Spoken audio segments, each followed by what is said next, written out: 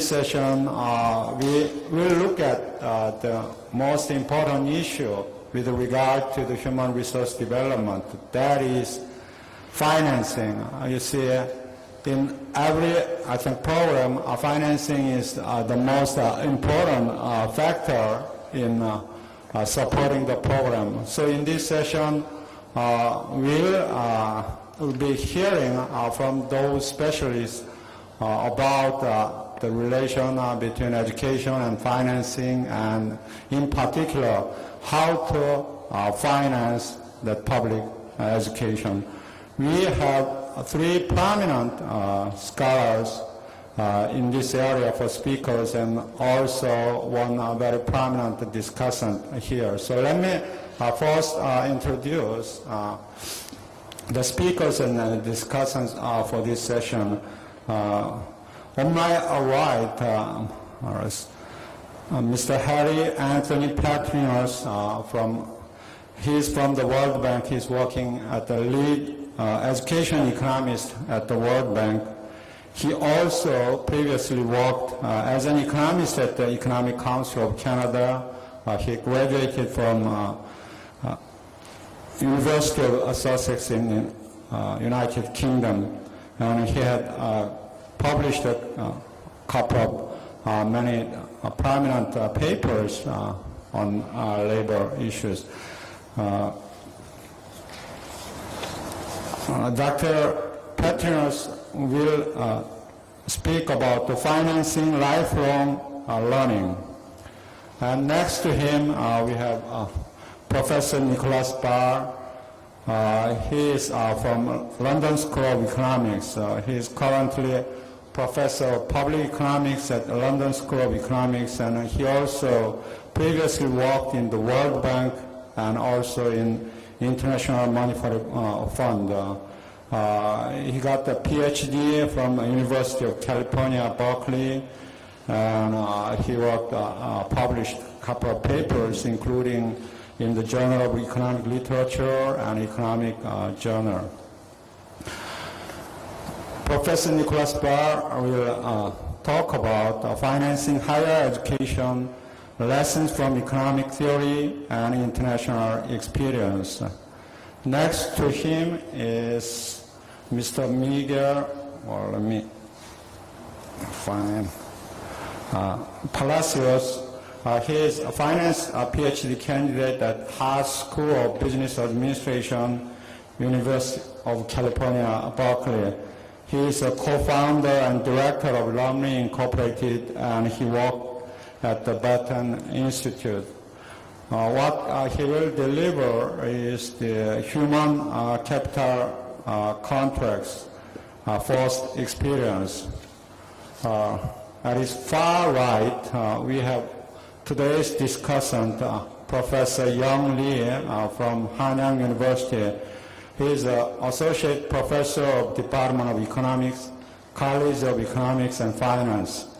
He worked, very important, was a research fellow at Korea Development Institute, which I am currently working. He also taught at the University of Maryland and was a consultant at the World Bank. He got PhD from University of Michigan. He has worked a couple of papers on labor and education.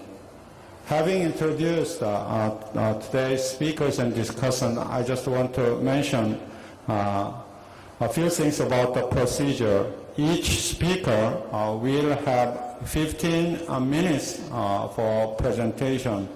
So I'd like to operate the session very strictly as far as the time is concerned. So if 15 minutes is passed, and then maybe I can just give at the maximum 1 more minute. So after that, you have to start your presentation.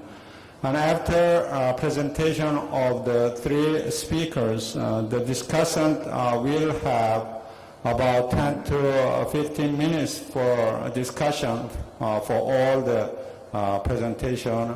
And after that, we have the speakers will have opportunity to respond to the discussion.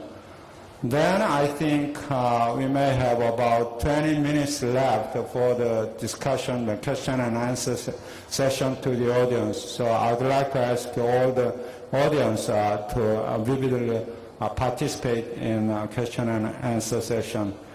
Having said that, why don't I ask our first speaker, Dr. Patrinos, for the presentation.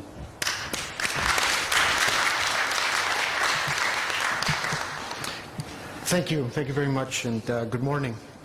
My presentation this morning is a brief overview of the various financing mechanisms for lifelong learning.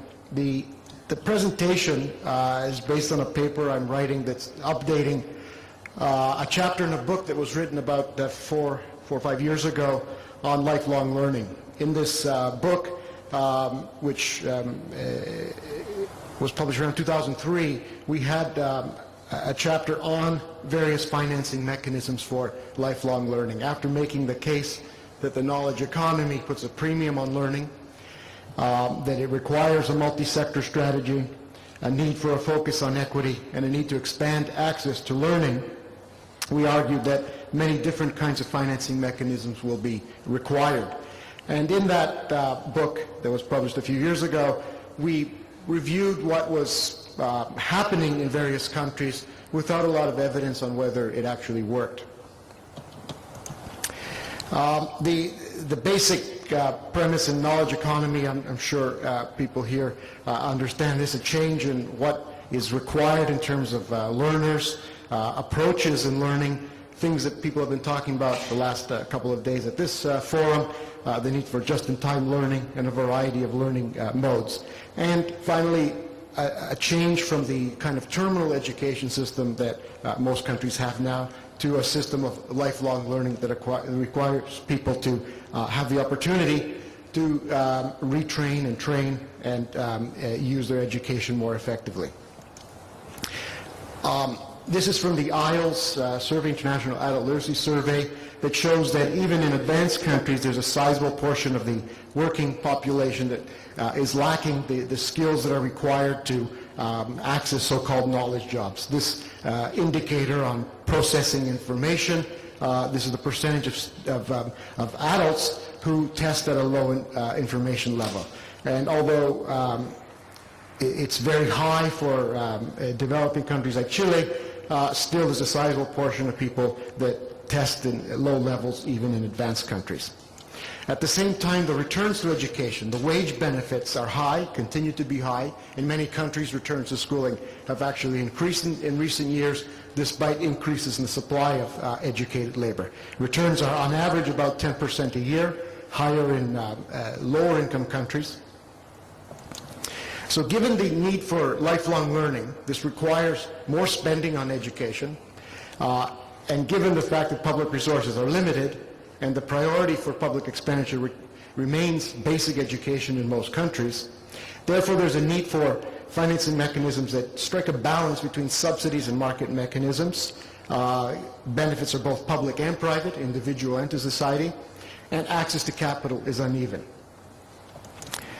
The financing mechanisms that we reviewed could be categorized two types: cost recovery or cost sharing mechanisms, where the learner is expected to contribute to their education and training.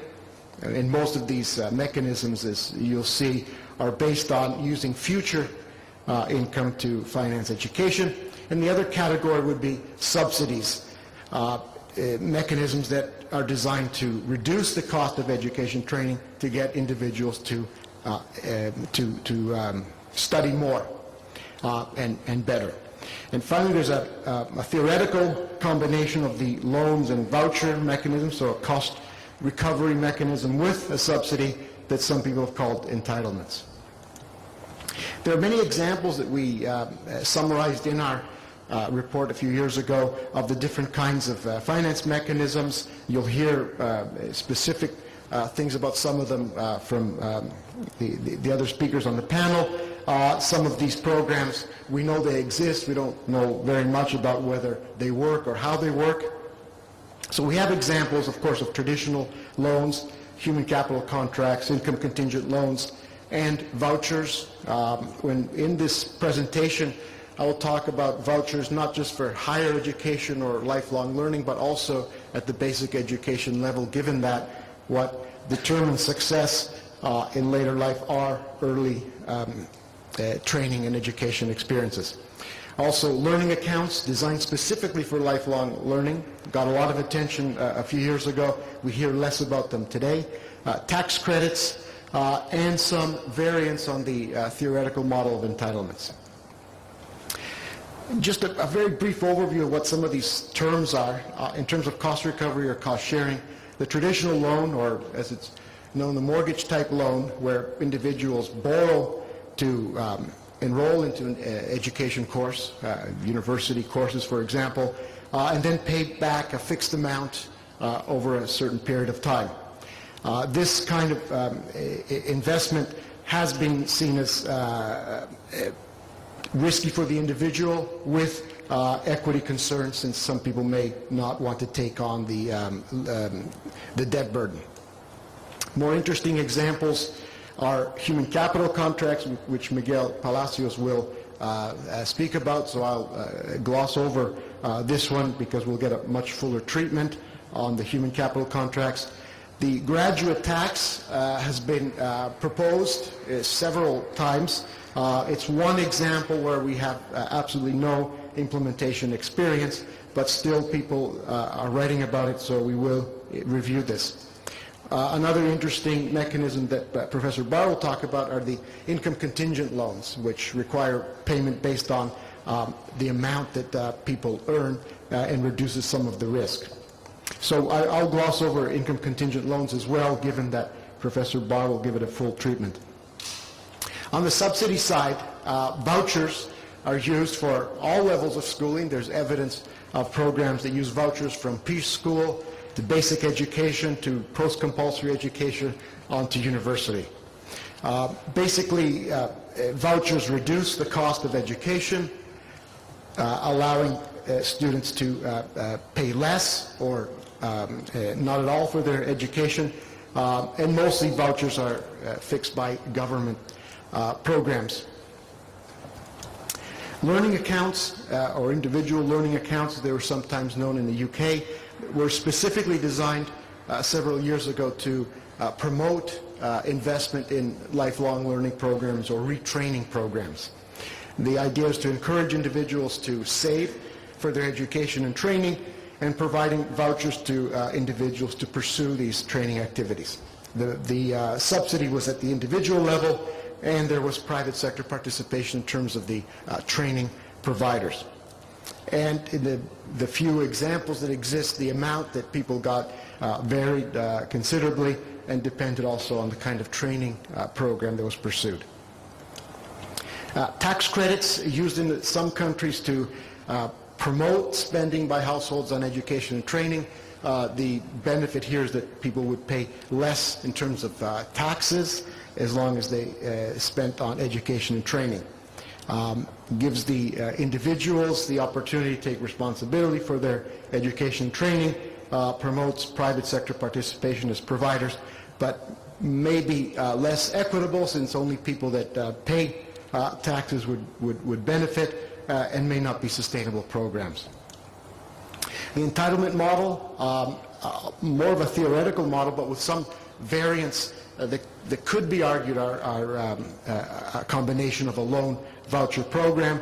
The idea is to use the program in proportion to people's needs and their wealth. So more loans to higher income people, more subsidy to lower income people. And of course, the idea would be that the market would determine the ultimate combination of the loan and voucher, and the amount also based on the terms that government decides on. Some issues are that this program will need to be marketed heavily, and there's the possibility of misuse of funds. What I want to do in the rest of the presentation is talk about the evidence on these various financing mechanisms. We decided, since several years have passed since we did our review, that perhaps some of the programs that exist have been evaluated, and we put more weight on programs that have some kind of rigorous evaluation, meaning a strong identification strategy, or some way of knowing what the counterfactual would be. So this limits the amount of evidence we can talk about, but I'll go through some of this. We have more evidence for some programs than others. Income contingent loans, we know how these have operated, we know where they've operated, what the outcomes have been, and we have some sense of the causality. Still, there's much less known about the other mechanisms, and more evaluations are required, I will argue, and I'll conclude with the point that the best evaluations would involve some kind of random assignment with a true control group, or taking advantage of a natural experiment. The knowledge gaps, the most prominent ones that we have related to lifelong learning, are the effects of vouchers and compulsory schooling. Although vouchers have been heavily studied, it's still a controversial subject, and the results of studies have been called into question. The different financial aid schemes for students, we know much less about the impact of these, and vouchers and entitlements, individual learning accounts specifically designed for lifelong learning, much less evidence. One example of a traditional loan or a mortgage type payment, I mentioned that the traditional loans have fixed repayments, may not be very attractive for people who don't like to take on debt, may not promote equity. The program that was evaluated recently is a Mexican student loan program where private universities had access to a collective student loan program. The evaluation mechanism is a regression discontinuity, taking advantage of the cutoff for eligible students, so following up people that are just above the cutoff and those just below creates a sort of natural experiment at that level, and good evidence on the backgrounds of the students and their subsequent performance. The beneficiaries of the loan program showed better academic performance than similar students without access to the student financing. One of the limitations of the study is, of course, that people that want to take loans and go on to higher education may be self-selecting, so it might not be a good example of the general population. The question of debt aversion is an important one when considering financing mechanisms that require people to borrow for their education. There have been some very interesting experiments recently finding evidence of debt aversion even among students at elite universities in the United States. If students at elite universities, which are most likely people from higher income families, if there's evidence of debt aversion among this group, this might restrict the potential for other kinds of income contingent loan programs, although the experiments weren't about income contingency, but on the carrying of debt. Much more evidence at for voucher programs at basic educations exist. I chose the example of Colombia, both because this program had, they used a lottery to assign benefits, so we have a true experiment, and because there's a link to lifelong learning.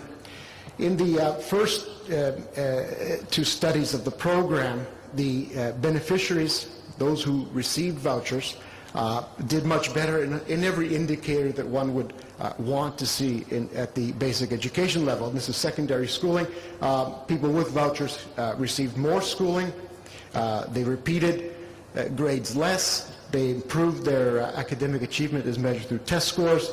They're more likely to finish high school, take college entrance exams, and scored higher on those exams. They're also more likely to be working immediately after the completion of their schooling, and less likely to be married. The other point of the Colombian program is that people also could choose vocational education.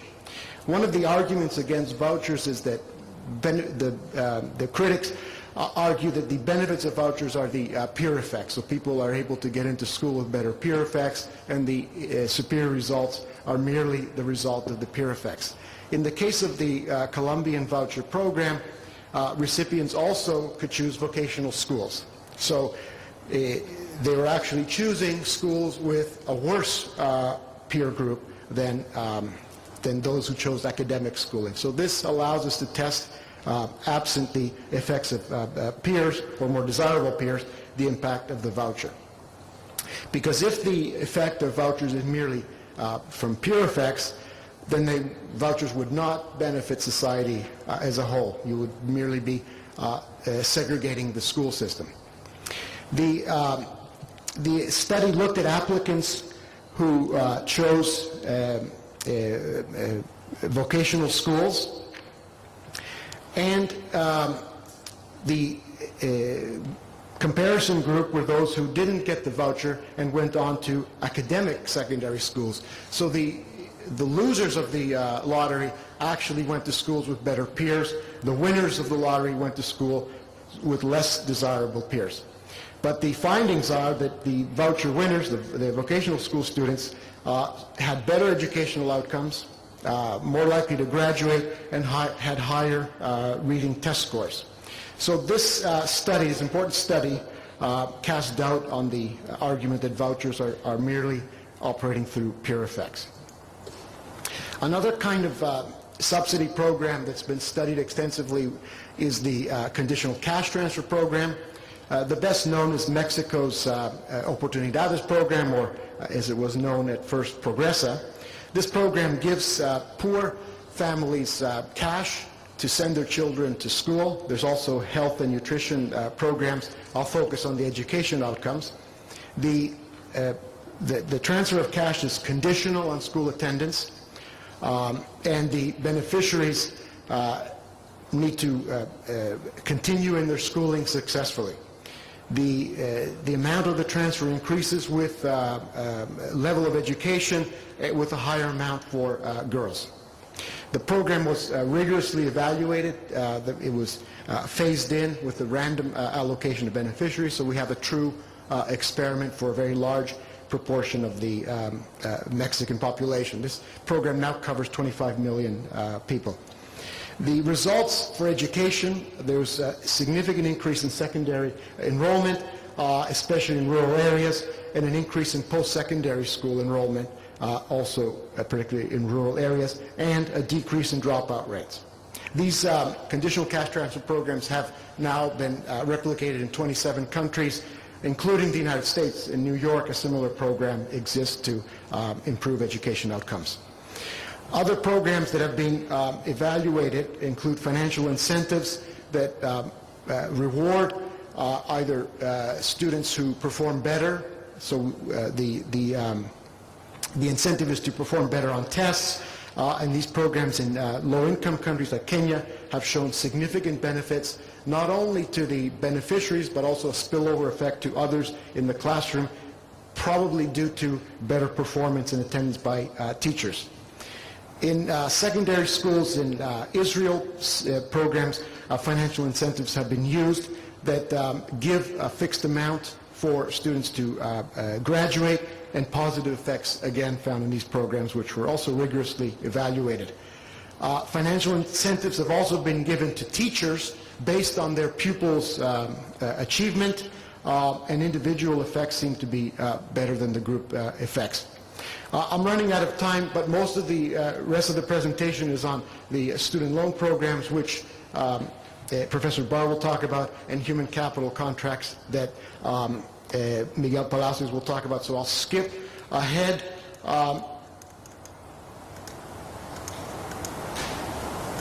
To one final point on learning programs. There's very little evidence of individual learning accounts working in the few that have been evaluated. One program that's being evaluated very rigorously is Canada's LearnSafe program. This targets welfare beneficiaries to try and get them into employment through an incentive to save and receive government funding. It's being It's still being implemented. We don't have results yet, but it's probably the best designed of the individual learning account programs, so we might have some better evidence in a few years. And the other individual learning account programs have not been very rigorously evaluated, and the ones that have show very small benefits, if any at all. Just to conclude, instruments that are aimed at early learning performance through vouchers, in the case of Colombia, conditional cash transfer programs, evidence from Mexico, and financial incentives in a variety of countries seem to work well and have been evaluated rigorously. The less evidence from other programs, but financial rewards for students also have positive effects on achievement, including for low-ability students. Thank you. Thank you, Dr. Patrinos. I feel sorry for pushing you to finish it early. Well, now I'd like to invite Professor Nicholas Barr for his presentation.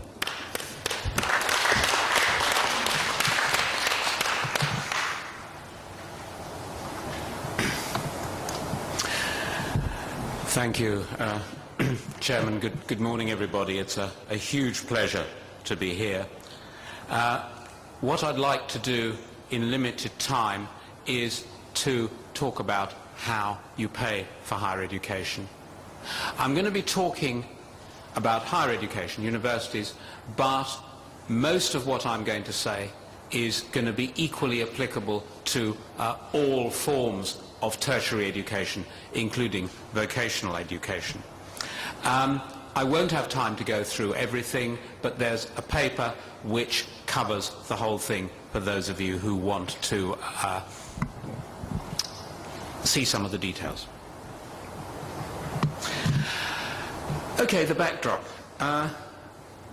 Higher education matters. It matters to promote core values. It matters for economic growth in a competitive economy. Korea, of all countries, needs no reminder of that.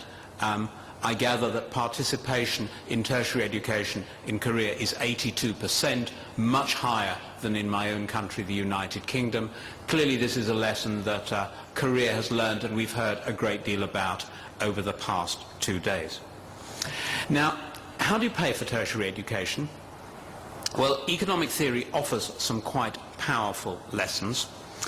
And I'd like to suggest 3 lessons.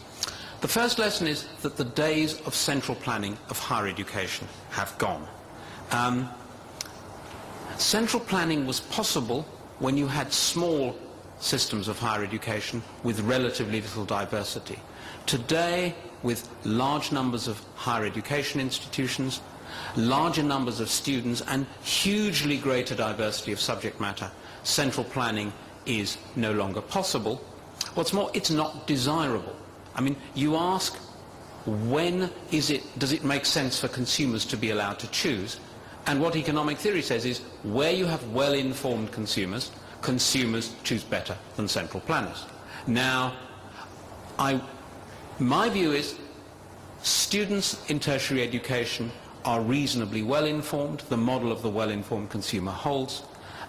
Therefore, the competitive model with consumer choice is suitable to tertiary education. I would question how suitable it is for school education, but that's a separate debate. A second lesson from economic theory, graduates should contribute to the cost of their degree.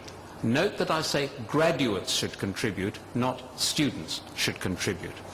It is true that going to university confers benefits on society as a whole, but it's also true that individual graduates have private benefits, and therefore it is both efficient and equitable that they should contribute.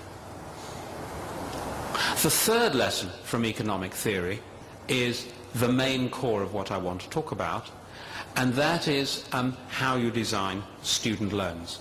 The thing is that if students go to university and have to pay, that is likely to deter demand, particularly from students from poor backgrounds. The way you avoid that, as Barry McGaw said yesterday, is first of all you defer payment so it's not students who pay but graduates. And secondly, you share risk. And for that reason, the ideal design for a student loan is one that in the jargon has income contingent repayments, meaning it's a genuine loan, you repay what you've borrowed, but the form that your monthly repayment takes is not a fixed sum, but a percentage of your earnings. So it's like an additional payroll deduction that continues for as many years as it takes till you have repaid your loan. Now, there is a lot of justification in economic theory for this, some of which I put in the paper. So, characteristic one of a good loan scheme, income contingent repayments. Second characteristic, ideally it should be large enough to cover all tuition fees and, if possible, also realistic living costs, so that higher education is free for the student. So there's a soundbite there, students get it free, it's graduates who repay. And the third element in a well-designed loan scheme is to have a sensible interest rate. If it's too low, if it's heavily subsidized, as in my country, you create huge expense. On the other hand, if it's too high, you deter students' demand. So my starting point is to say the interest rate on a well-designed student loan should be broadly equal to the government's cost of borrowing. So that's three messages from economic theory. The days of central planning have gone. Graduates should contribute to the cost of their degrees, and loans should have income contingent repayments with a range of other characteristics. Now, some lessons from developed countries. One question is, why not pay for it out of taxation? Well, paying for higher education only out of taxation is one of those very clever policies that achieves not a single desirable objective. It fails on quality. Universities simply don't get enough money to maintain quality. It fails on access. If you look at the records of countries with free higher education, in almost all of them, participation in higher education is disproportionately a middle-class activity. So it's not the case that free higher education improves participation by students from poor backgrounds. And the third problem is it's deeply regressive. It's a subsidy from poorer people to richer people. Now, I think that that is bad policy design. You have to pay for universities, you have to finance students. Paying for universities, fees relax the supply side constraint. Britain had very few people going to university until we started to introduce fees. We've had a very rapid expansion in numbers. On the other hand, if you introduce tuition fees, you should not liberalize overnight. New Zealand did that, and the political settlement didn't last. On the other hand, if you don't liberalize tuition fees, that leads to the problems of tax finance that I have just talked about. Lessons about student loans. First of all, income contingent loans do not harm access. The evidence is not definitive, but all the indicative evidence supports the proposition that in Australia, in New Zealand, in the United Kingdom, in Hungary, that access has not been harmed by the introduction of student loans. A second lesson from experience is that interest subsidies are expensive, very expensive. And the third lesson is you can charge positive real interest rates. They have them in the Netherlands, in Sweden, and in Hungary.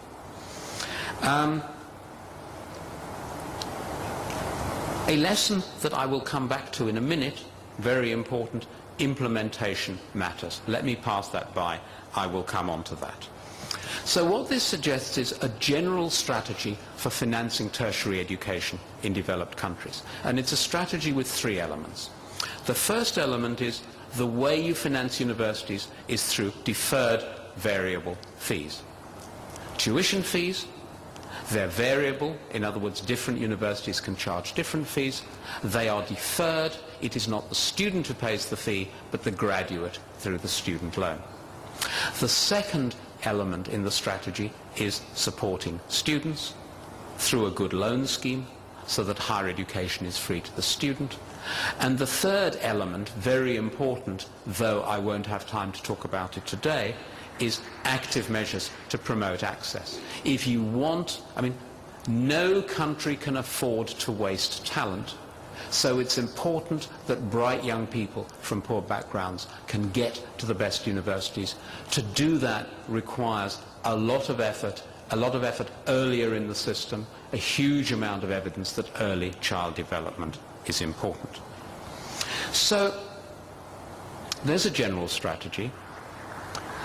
A good student loan scheme is an important part of that. However, implementation matters.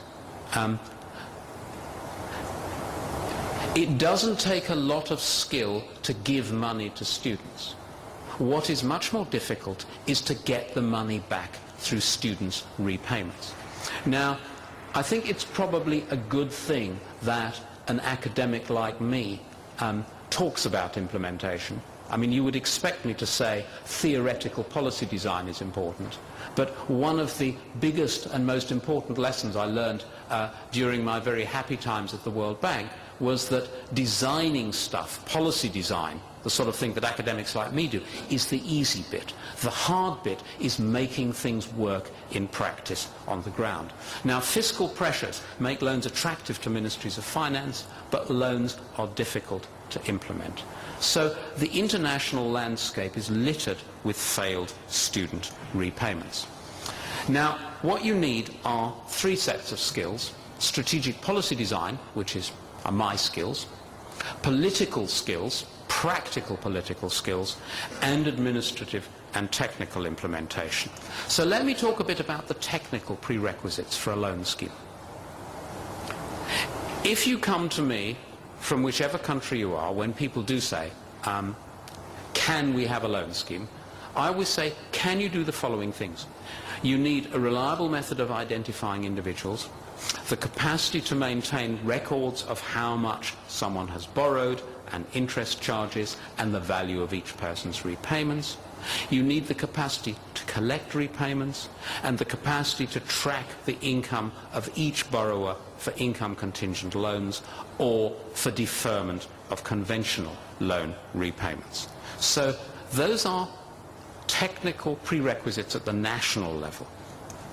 Now, if you want to set up a loan scheme, there are two aspects to it. There is what you need to be able to do to establish the loan scheme in the first place, and then separately, and a later slide, is what you need to be able to do in running a loan scheme. To establish a loan scheme, you need enough time to put the system into place. The world is full of politicians who say in March, I want a student loan scheme to be running by September. And when they ask me to help them, I always say, I will come and help, but not until you have a realistic schedule for implementation. It takes at least 2 years. You need strong political sponsorship, or it won't happen. You need clear ownership of the loan scheme. And you need continuing political support after the scheme has been introduced.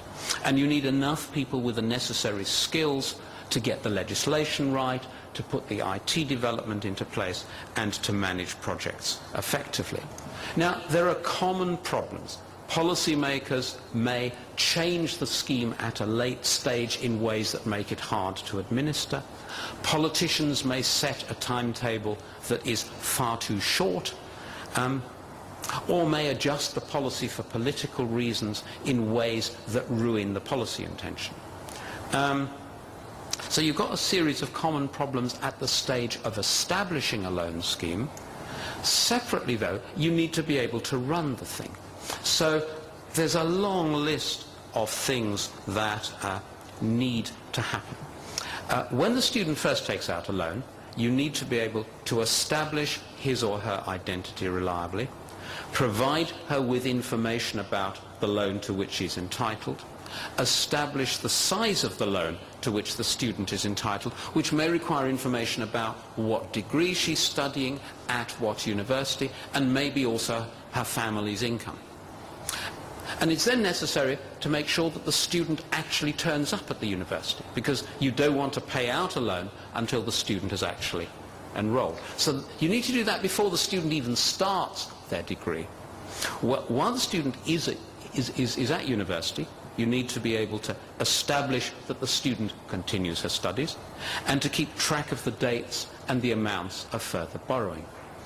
And then, once the student's left university, this is where the difficult bit starts, you need to be able to track the graduate through changes of address and very often changes of name, to collect repayment, if necessary, liaising with the tax authorities, collect repayments from people who are outside the country, increasingly important in today's globalized world, ensure that any concessions on repayment are granted, pursue delinquent repayments, answer queries, record repayments, keep the borrower notified of the balance of her loan, and stop collecting once the loan has been repaid.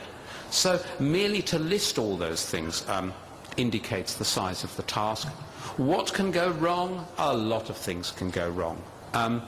If it's a paper system, how do you cope with 5 million envelopes arriving over a 2-week period? If it's an electronic system, will it crash under peak demand?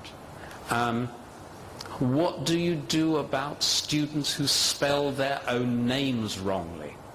It happens. If the system goes wrong, you're going to get a flood of phone calls.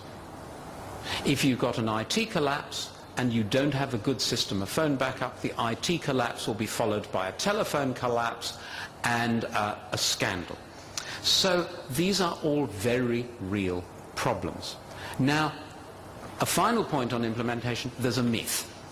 The myth says it is difficult to collect income contingent repayments. It is much easier to collect conventional repayments. Now, my view is that's a myth. They are both difficult. If you have conventional repayments of a fixed, $100 a month, you need a system to protect students with insufficient income to make those repayments. If you have a system like that, you need a way of accurately measuring people's income. If you don't have a system like that, you're going to get high default rates. So my argument is collecting repayments is difficult. That's true of income contingent schemes. It's true of mortgage schemes.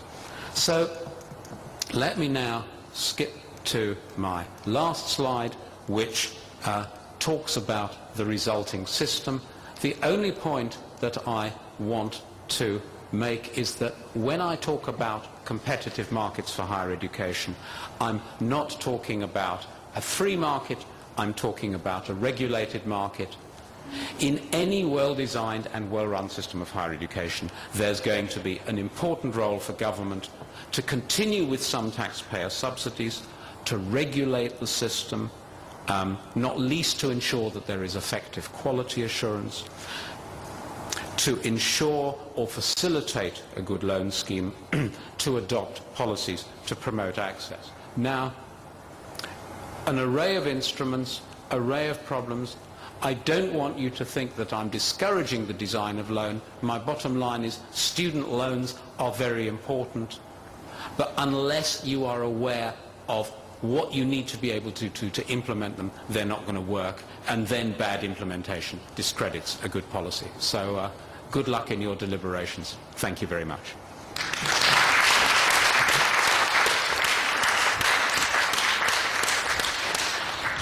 Thank you, Professor Barr. Thank you for keeping your time. I noticed among the audience that there are Ministry of Education government officials, and they pay careful attention to your presentation, and they may take note of your lecture, and then they may reflect, I think, in their policy making. Now I'd like to invite Mr. Miguel Palacios for his presentation. Please welcome him.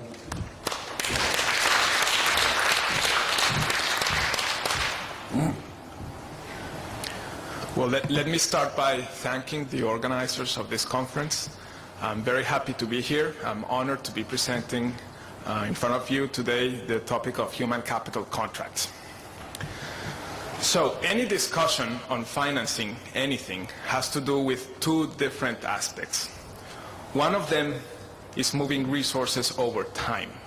So the problem for students is they don't have money now, they're going to have money in the future, but they need the money now to pay for education if we're going to follow Professor Barr's advice. By the way, everything that Professor Barr is foundational for what I'm going to say now. So first role of financing is moving resources over time. But there's another second very important role of financing, which is risk transfer. And that has to do with who gets what under what circumstances in the future. Now, what I'm going to be talking about today, human capital contracts, the central point that makes them distinct from other financing mechanisms is the way they deal with risk. And that's what I'm going to explain during the next few slides. So, what is the challenge? Education is a good investment on average. And that's the quip. It's on average, but it is risky. I challenge anybody in the audience who knew how much they were going to earn upon graduation when they were students. Probably some of you had good surprises, and perhaps some of you had bad surprises. That's risk. That is the nature of risk. And furthermore, it is risky on two dimensions. First, income on any given period is uncertain. That is, if you ask me how much my wages are going to be on May 2010, I don't know. And if I have to make a payment, say for a student loan on May 2010, that's a problem. Because I'm going to want to make my payment, but if I don't know how much I'm going to make, I'm going to face the possibility of financial distress. There is a second dimension in which risk in the investment of education matters. And it is in the value of my whole wage stream over my life, over my lifetime. So I can start a brilliant career and earn much more than I thought, and the value of my earnings is going to be much more than what I planned. Or I can have problems in my initial career, make much less than I planned to, even though I went to a very good school, and the value of my future earnings can end up being very low. So that's the second dimension of risk. Of course, they are related. If I have a low income on May 2010, and on June 2010, and on July 2010, my income over my whole life is going to be low. Furthermore, this risk is idiosyncratic. So what do I mean by idiosyncratic? I mean it's the risk that when I do well or not depends pretty much on accidental things that depend on me, not on the economy. Let me give you an example with this conference. I might have had an accident coming here, and then I might have not been able to do this presentation. That would have been idiosyncratic risk. Or there might have been some kind of calamity and we would have been evacuated from this hotel. That would have been systematic risk. In wages, most of the risk is idiosyncratic. When you look at the cross-section of wages between different people, there's huge variation that we cannot explain, say, just based on how much earnings, how much education someone has. And a lesson from financial markets is that we can deal with idiosyncratic risk. If there is a free lunch in finance, it is diversification. It is the principle that we take idiosyncratic risk, we pull together many people who have these different problems, and when we go to the average, everybody's better off. That's how insurance works, and that's how many other financial instruments work. And human capital contracts are an explicit application of risk management for financing education. So let me start by defining them. Perhaps you're already wondering, what are these contracts? What is he talking about? So that's what I'm going to turn now to. I'll also explain briefly how they work, why they are an interesting alternative, and finally I'm going to talk about the recent experiences that entrepreneurs who have started offering these contracts had. One of these companies I co-founded, so at least part of the experience is first-hand experience, and that's Lumni in Latin America. So what is a human capital contract? Imagine that you just finished high school and you need money to go to higher education, and somebody comes along and says to you, instead of paying a fixed loan, I'll give you the money that you need, and in exchange, what I want is to receive a fraction of your income during a certain period of time. So the contract that you would sign can be summarized in one sentence, and that sentence would say, I agree to pay X% of income for N years for each $1,000 that I received. Now, the person who offered this contract, of course, is not doing that only with you. They're going and saying this to many different students, and that's how they're going to diversify the risk. So what are typical parameters of these contracts? In the two companies that I know about, so Career Concept in Germany and Lumni in Latin America, the typical percent of income that is asked for from students ranges between 5 and 15%. The repayment period is relatively short, goes between 2 years and 6 years, although this repayment period is defined in productive time. So if the student graduates and goes into a half-time position, he will have to make twice as many payments. Now, these amounts allow us to finance students for 2 years of their tuition. So I'm not going to give a dollar amount because they vary vastly between Germany and Chile and Colombia. You can imagine that $1,000, the paying with a fraction of income $1,000 requires different fractions in Chile and in Germany. What is common is that with these magnitudes, we can do about 2 years of tuition, which of course is at the point limited. Ideally, we would be able to finance the whole tuition of a student and then go beyond and to financing living expenses. In theory, to cover all the opportunity cost to the student, which is how much he would make if he was working rather than studying. And that will be achieved as the instrument is better known and as the repayment periods go longer. So let me contrast human capital contracts with the other two main instruments that are often used. So first, conventional loans. The payment is fixed. This is what Professor Barr calls a mortgage-type loan. And this type of loan basically says, I'll pay $300 a month, every month, for 60 months.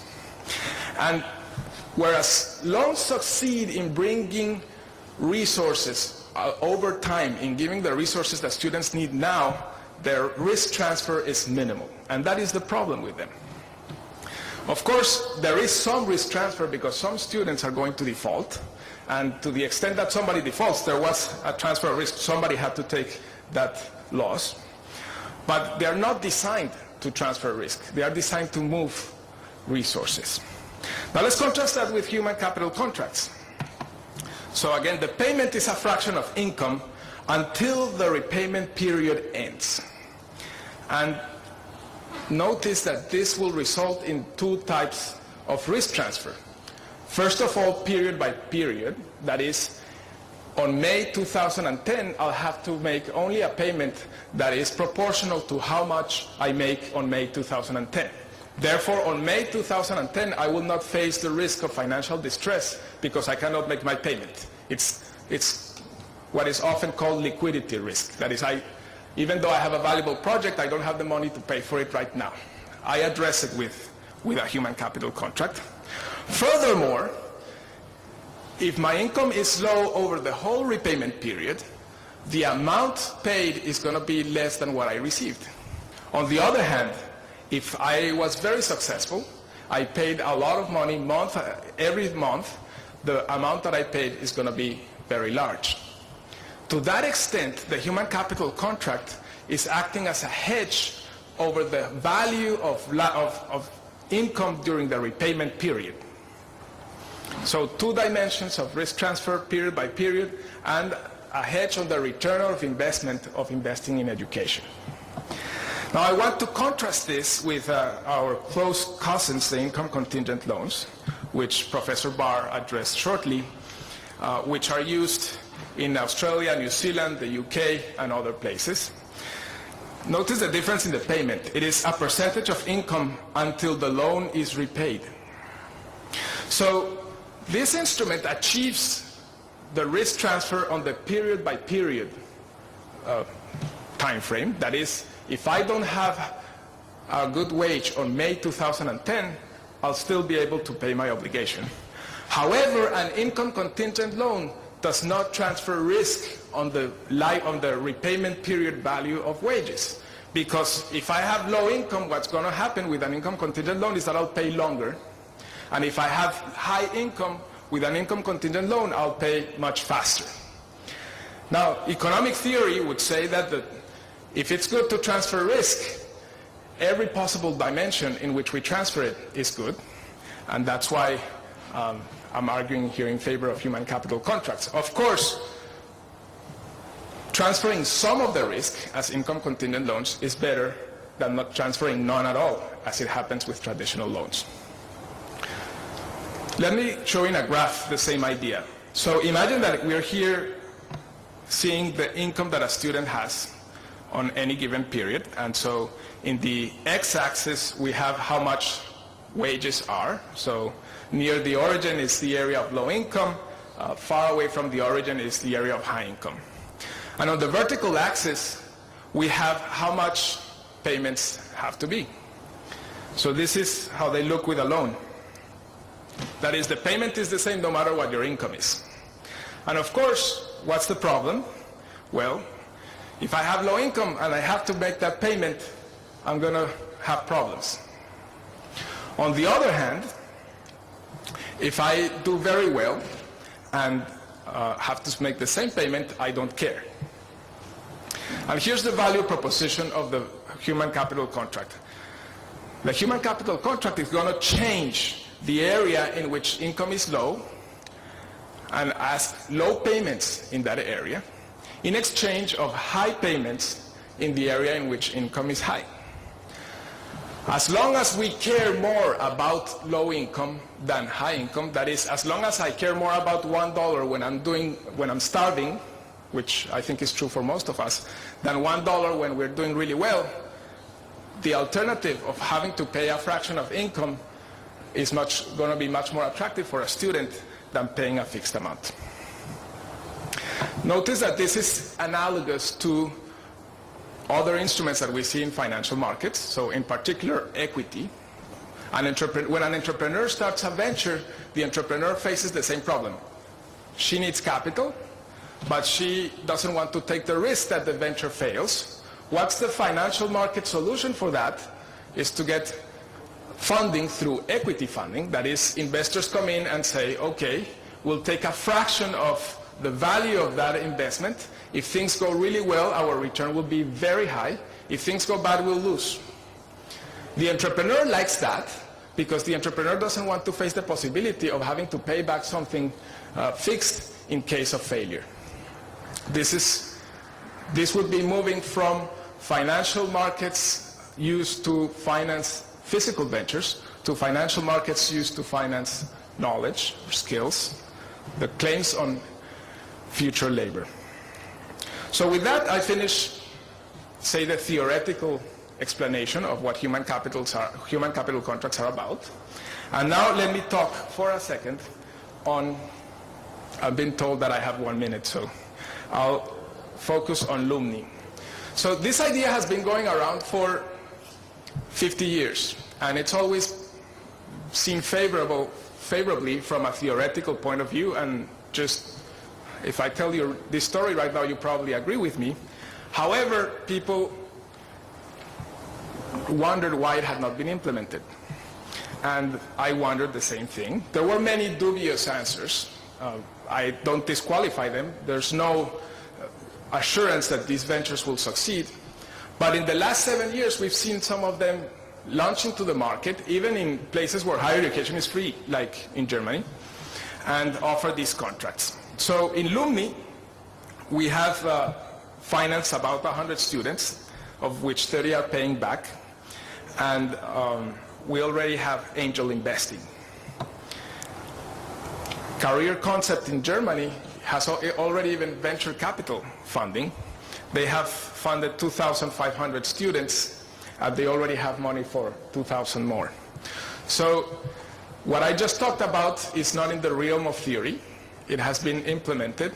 It is still tiny by any measure of national higher education, but the growth of all these ventures has been of 100% a year during the last 6 years, starting from a very low base.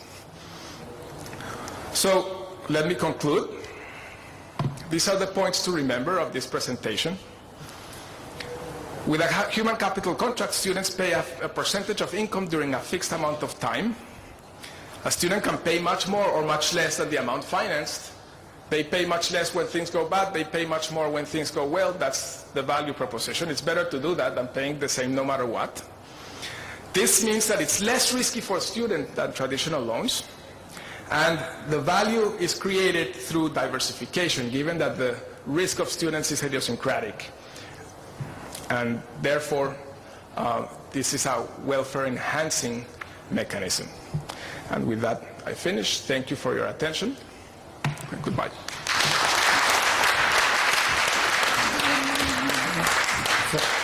Thank you, Dr. Miguel Palacios. Thank you for introducing a very interesting concept of the human capital contracts.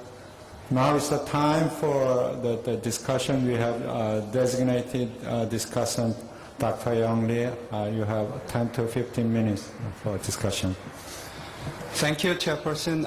Three distinguished speakers. I'm very honored to make comments and questions on the papers by actually leading scholars on this education finance in the world. Okay, so I will make some comments and questions to each speakers, and then I provide some background information about the Korean education finance system, because we want to have some discussion about the student loans in the context of Korea. I think that might be helpful. Okay, so I will introduce some overall trend and education finance, and some key program we have, and some recent development, and my own some suggestions about the policy, some reform about that one. Okay. So first, let me start with comments on the paper by Nicholas Barr, and it's a very excellent paper.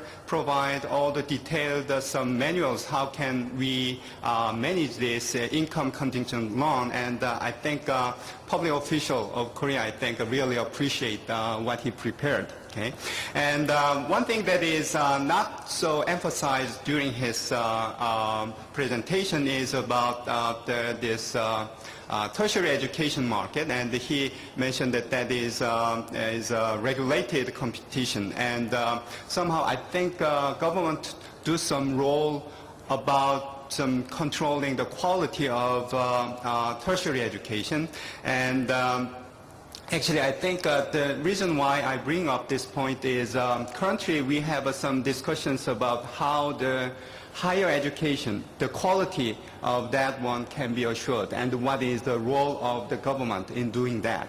Okay, so I think that is why I bring up, and to me, actually, I think I want to contrast two systems. I think UK actually itself reformed quite a lot, but UK system is more based on public institutions, and they have a higher education funding council, and also they do some evaluation of research on the institutional level. I think that is called research assessment exercise, I think, right?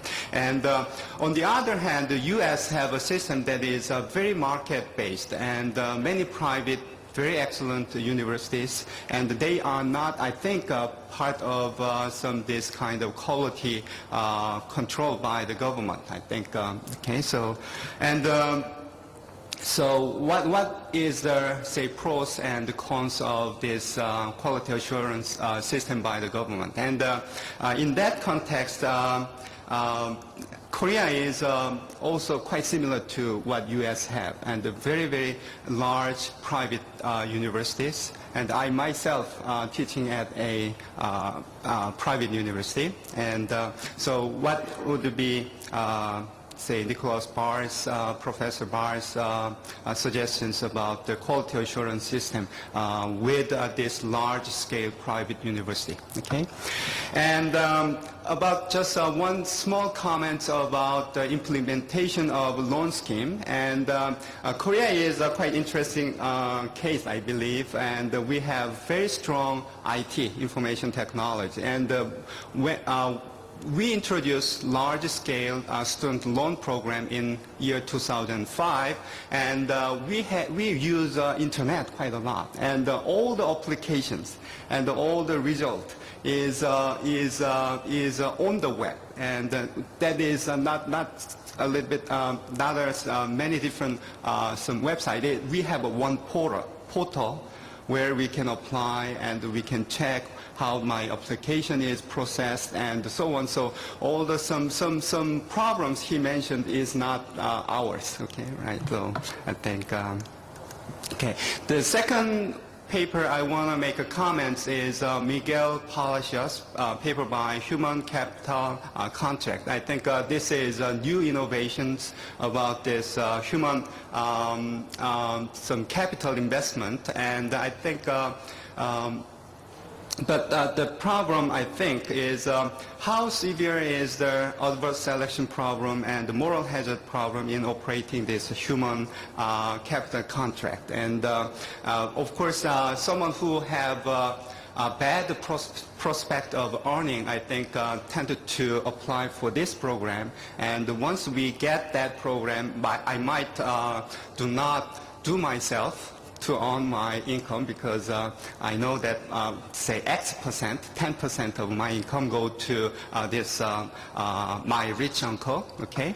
All right, so, and I think one way to get around this problem is, of course, introducing some kind of a social insurance, right? So it's made compulsory to get into this program. I think something like national health insurance or national pension program, something like that. But I don't know whether we are ready to take that one. And maybe it is good to contrast the human capital contract with income contingent loan. And I think he nicely put the table, right? I think I love that one. And so I think more risk will be borne by the system than the ICL, I believe, and so on, right? And what is the prospect of this one? So it will spread to many different countries or on a larger scale or so, right? Okay, so these are three comments on the paper by Miguel Palacios. And the last one is by Dr. Harry Patrinos from World Bank. And the specific question I have is, he mentioned that tax credit system to help finance tertiary education is a leg of equity and may not be sustainable. And actually, we do not recognize this one quite strongly, but Korea also have this tax credit system. That is, when we return our income, I mean, say income, we deduct the tuition payment of our sons and daughters, and it's a hidden subsidy to higher education. And I agree that, of course, that is inequitable, because it depends on the marginal tax rate he faced, right? So, but I think but I think it is hard to argue that we should abolish it. I think because a very large stake is there and so on, right? Okay. And second question is also related to what we are considering, that is about introducing learning account. And we know that all the experience of learning account was not that successful, but you introduced several successful some cases, and maybe we should learn that what make this program successful and what make others less successful. Okay, right. Okay, and these questions is directed to all three speakers, and currently we have very large-scale government-sponsored student loan program that it was introduced in year 2005. And some people in policy circle actually is talking about introducing income contingent loan. And the one question is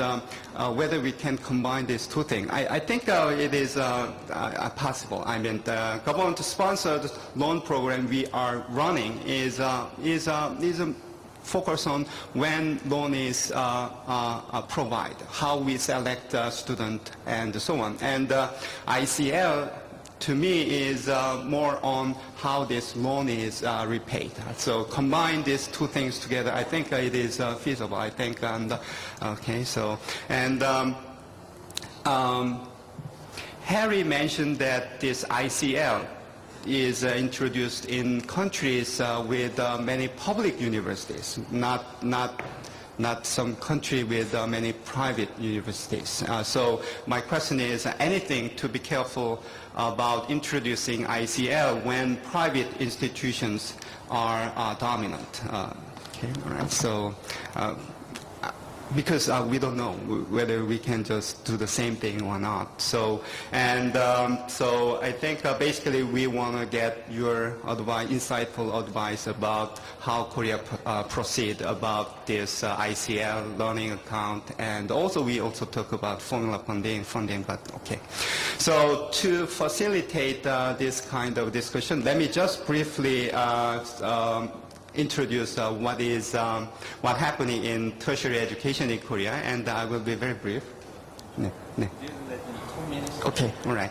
So let me just go this table. So this is expenditure structure of public education from OECD education at a glance, and what I want to emphasize is that just a yellow letter that is for tertiary education, public funding is only 0.6 and the private funding is 2%. So actually we are talking about, say, government bears more burden of higher education. So the situation is somewhat different from other advanced countries. So we are moving the other direction. And another thing I want to emphasize is because this is more focused on student loan program, so let me introduce what we introduced in 2005.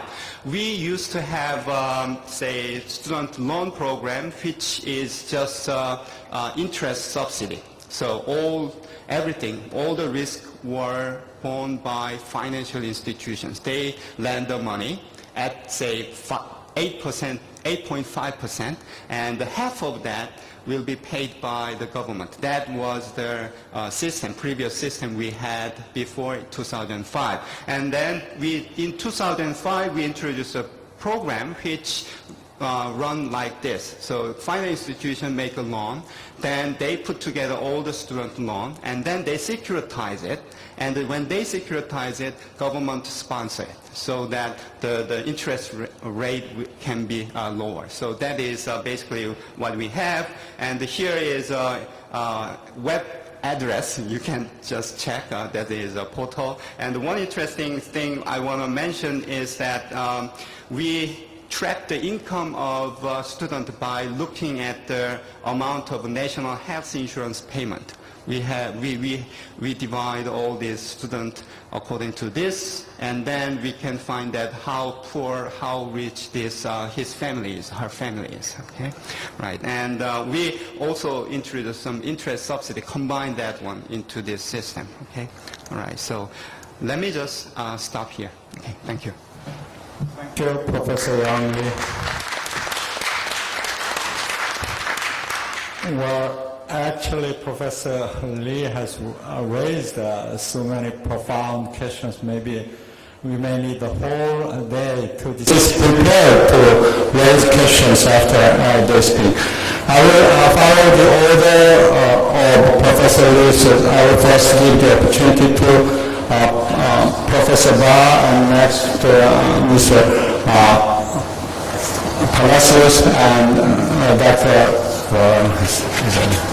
Patrinos. You don't have to mention all the things he raised there. The times are very short, so as I repeat it again, I want to give some opportunity for the audience to raise questions, so please be very brief. Professor Barr? Well, thank you very much for those very profound questions. The first question you asked was, what is the role of government in quality control? You contrasted the UK system of publicly organised quality control versus the US private system. Now, the UK system of quality control has been heavily criticised within the UK for being unnecessarily bureaucratic, particularly as regards the quality of teaching. Now, let me not talk now about how you assess the quality of research, which is difficult and raises different issues, but we can come back to it. Assessing the quality of teaching, do you need a government teaching inspectorate, or do you use private institutions like the US? My own feeling is you can go a very long way simply by publishing information. If you are a rational 16-year-old, what do you want to know about the university you're thinking of applying to? Will it be well taught? Will I have fun? Will I get a good job afterwards? Now, if you require universities to put on their website relevant information, student questionnaire results, all good universities should have questionnaires to students asking them to evaluate their teachers and their courses. Publish those on the web. Include information on what happens to the university's graduates. What sort of jobs do they get? I think you can go a very long way in quality assurance by doing that. So the role of the government is simply one of mandating that certain types of information are published. So you can be my starting point would be to say, not a large bureaucracy, but require information to be published. Different systems for public and private universities. Well, my own feeling is that there should be a single system of financing higher education, which should cover both public and private universities. I don't see that there is a fundamental distinction between the two, particularly if you have an element of competition in the system.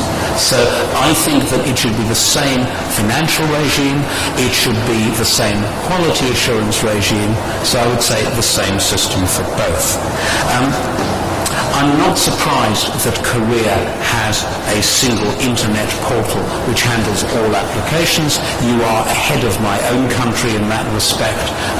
Clearly, that means that Korea has the capacity to implement a loan scheme that is in a pretty advanced state, but it's still the case that there is a danger in all countries of politicians wanting an unrealistic time horizon. So even if the technical capacity is there, I would urge the civil service to encourage ministers to take a realistic view about the time frame for long-run reform.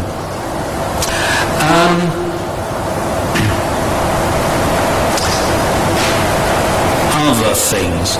Okay, combining government loans and income contingent repayments. I agree with you. There are two questions. One, where does the money that students borrow come from?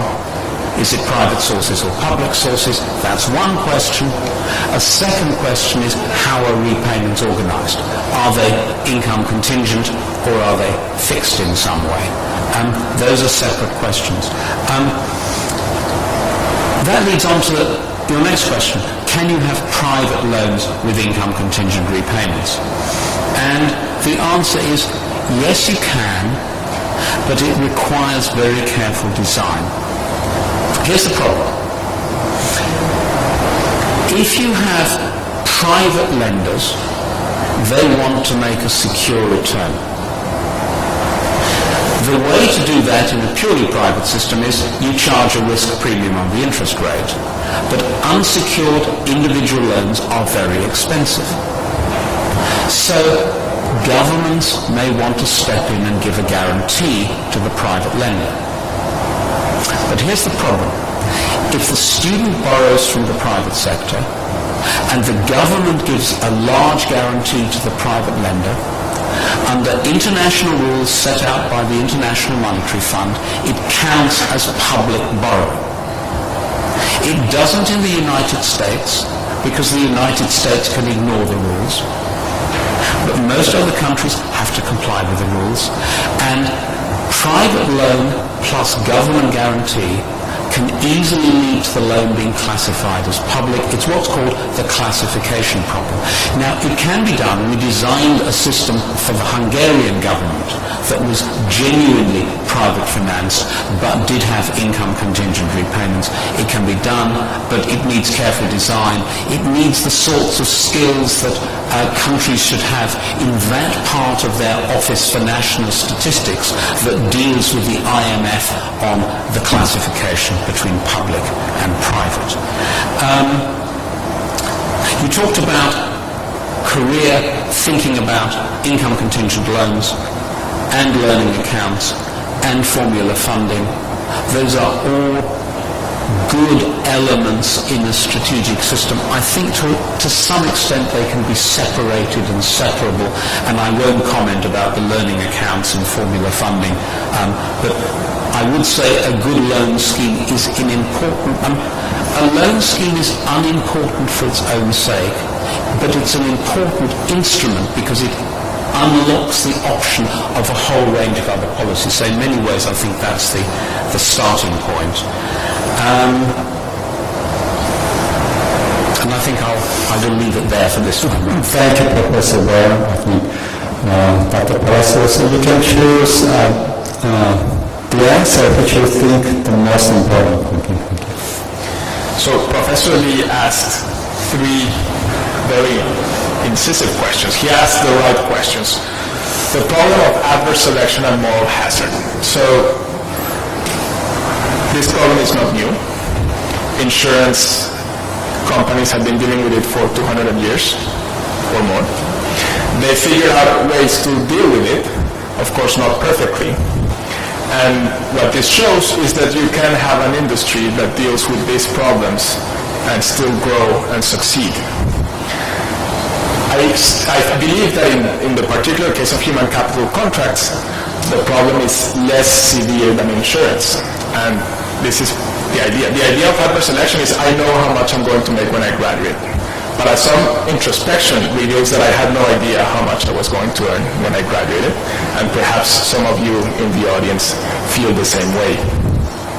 So, second point, we can deal with adverse selection and moral hazard in the contract in the same way that insurance companies deal with it. So we can have deductibles, we can have conditions in which if the student doesn't do certain things, then the payment is not income contingent. For example, defining the repayment period in productive terms is one such way. So an initial question we had was, okay, a student gets financing and then goes to climb the Himalayas, what are you going to do? That's why we defined the contract in productive terms. We also have in the contract protection against students who, say, work with their families and so can perhaps hide their income. So we make the contract contingent on national averages. And in some proposals, particularly made by Robert Schuller, he says, well, the whole contract could be based on averages of a profession rather than on the individual person. So this doesn't take care as much of the whole idiosyncratic risk, but it takes care of some idiosyncratic risk. So the main answer here is there's ways to deal with it, but it exists. It's a true concern. However, other industries have flourished with it. The second question was, what's the difference with ICLs? So with income contingent notes, the main difference is on the dimension of risk transfer. So human capital contracts transfer dimension transfer risk in two dimensions. Income contingent loans transfer risk on being able to pay on any given period, but the whole amount that the student has to pay still remains the same, whereas with a human capital contract, the payment amount can be very large or very small. The third question, which is the one that I care more about, perhaps, is how much will these contracts grow? And the answer is, I don't know. But nobody knows, and those who have launched to do these ventures are doing what entrepreneurs do when they think there is an opportunity and they want to take it. They jump into it and do it, and that's what Lumi is doing, and that's what Career Concept is doing. The results so far have been encouraging. So the first cohort of Lumi, which was very small, is finishing its obligation. With that track record, we've been able to go to other private investors, and those have been increasing the amount of money provided. However, will we be able to sustain this growth for a long time? Will we be able to take higher education financing? That's an open question. Based on theory, I believe it should be a large component of financing education because of the risk management. But success will depend on whether the legal environment will be good enough for private enterprises to deal with this. And this links with one question that you asked of all of us: how does government should think about this? What I have to say is, based on my experience implementing these instruments, the largest obstacle is government or the legal system. In one case, for instance, we find laws that if a student ends up paying too much, then that's considered usury, and that's a problem. I don't want to end in jail. And as long as those restrictions exist, we are not going to be able to grow substantially. So the mood during the whole session has been government taking a large intervention, creating a scheme.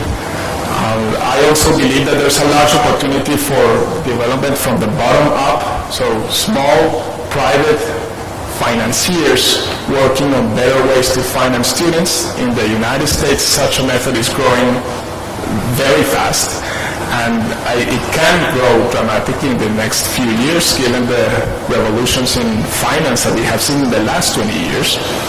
And I'm finishing in 10 seconds. And therefore, allowing private entrepreneurs to do their thing should be a big component in improving access to higher education. Thank you. Thank you, Dr. Palacios. Dr. Patrinos, please, I will be very, very quick. Okay, very quick. I like the question about formula funding, which I didn't discuss in the presentation, but we do cover in the book and the paper. I think formula funding actually can be shown to improve both efficiency and equity. On the specific question of tax credits, I understand it would be difficult in any country to get rid of them while they exist. The proposal in the U.S. has been to expand the use of tax credits to allow more people to attend or send their children to private schools and get more of a tax credit. My point is that would be a very inequitable measure because the people that would take advantage of it are people who are paying more tax, so you would be benefiting, giving a subsidy to high-income people. But I don't think it's a sustainable measure for improving education opportunities overall. On the learning accounts, I think this is the big gray area. Unfortunately, the best design program, in my opinion, has yet to be completed, the evaluation of the Canadian Learn Safe program, very focused program on a specific population with a very rigorous design. I think we lack, for most of these models, any kind of experimental evidence, and if the point from your excellent comments is that Korea would like to try different things to expand learning opportunities, my modest proposal would be to pilot those. There have been some very interesting kind of field experiments on the debt aversion and take-up of different kinds of incentive programs. I think you definitely have the capacity in this country to try these very rigorous experiments on different kinds of models. even just to know what kind of take-up you would get in the different repayment programs. One final point, we've been talking a lot about financing existing institutions and the existing program. One of the developments in the U.S. higher education market, last time I checked, the fastest growing segment of higher education was the for-profit private sector, and now one of the biggest players has recapitalized in order to go global to a higher extent. Won't a higher presence of for-profit private institutions, which target mostly older students and the typical university students, so kind of a lifelong learning model, won't the presence of more for-profit private players change the both financing and repayments, since they won't be encumbered by government programs to the extent that other players are? Thank you, Dr. Patrinos. We have consumed 5 or 6 minutes more than scheduled. So although I have promised to give you the chance to make a question, if you don't have any strong preference to raise the question at the opening, I'd like to ask you to use the break time to raise the question informally to the speakers. I don't want to attempt to summarize the session because the time is already finished, so I just want to make my expression to the audience who have paid careful attention to the speakers, and also like make my appreciation to the interpreters who has done the work very well. And lastly, I'd like to ask you to give a big applause to the speakers and discussions. Thank you.